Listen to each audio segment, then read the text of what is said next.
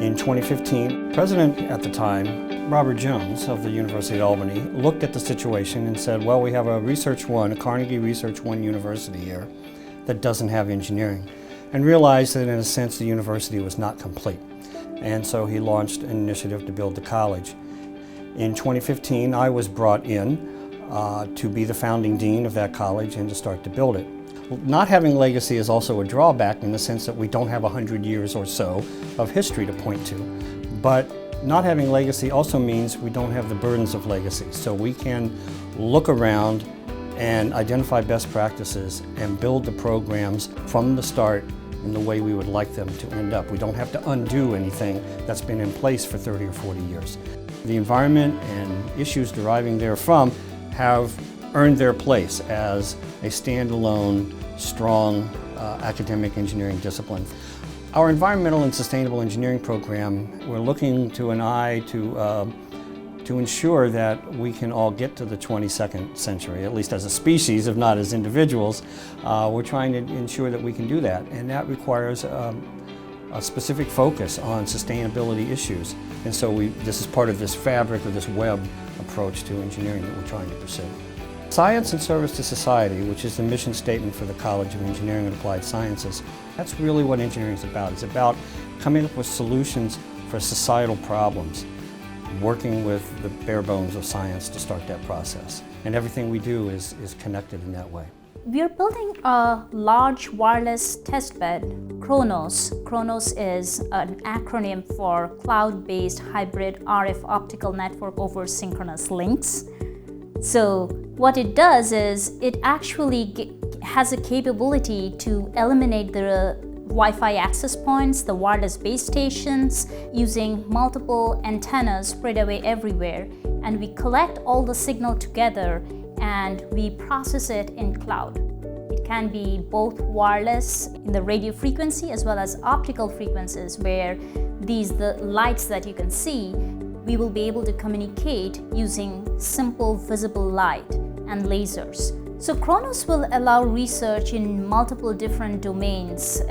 For example, wireless networking, digital communication, wireless communication, parallel processing, hardware-software co-design, optical communication, and we need experts in all of these to work on this unique testbed that we are building right now.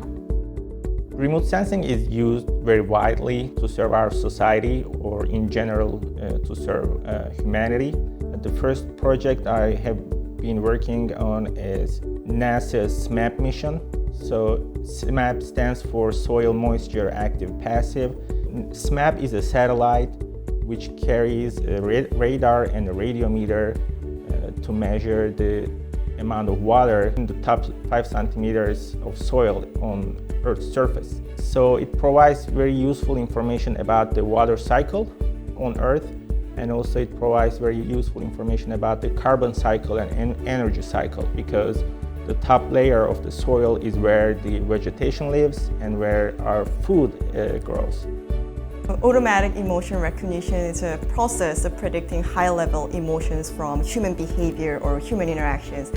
Emotion is such a central part of our experience and our interactions. It's about how we interact with each other. It's about how we even interact with the machines. So any systems, AI systems that interface with humans, ranging from intelligent assistant systems like Google Home or Apple Siri, ranging to healthcare systems to understand the patients better, or even understand patient-clinician interactions better, so that we can provide much better personalized kind of services to these patients. So my research, we need a lot of deep learning algorithm. We need to learn a lot of temporal modeling, which requires a lot of GPU clusters, for instance.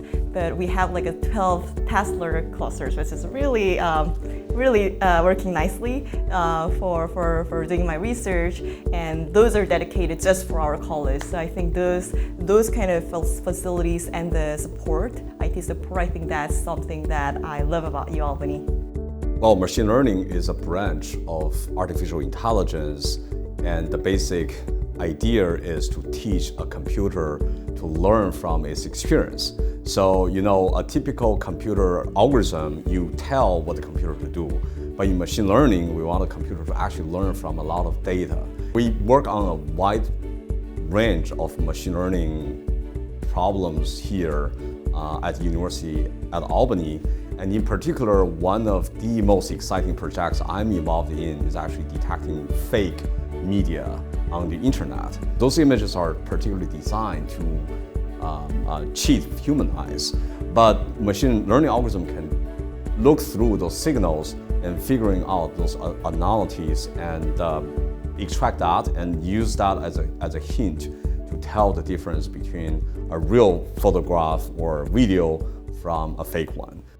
Part of the reason we've been able to attract the kinds of people we've been able to attract who otherwise could have gone anywhere, right? Why would they come here? It's the excitement of being part of building something, which is exactly why I'm here. When I first heard about this opportunity to establish the School of Engineering and Department of Electrical and Computer Engineering, I was very excited because as a junior faculty member, it's hard to find this opportunity to build and shape a college or a department. As a junior faculty, the fact that we are new and we are kind of venturing all this together, it really gives me the opportunity to experience something very unique that I cannot experience in other places. It's a unique opportunity to build such a big college from scratch, and I'm extremely happy that I'm a part of that. So that's why I chose UAlbany. The growth in the college has been absolutely stunning. We're about 3 years ahead of projections on enrollments, and we are being extraordinarily successful in recruiting very high quality faculty. It's been quite gratifying to see.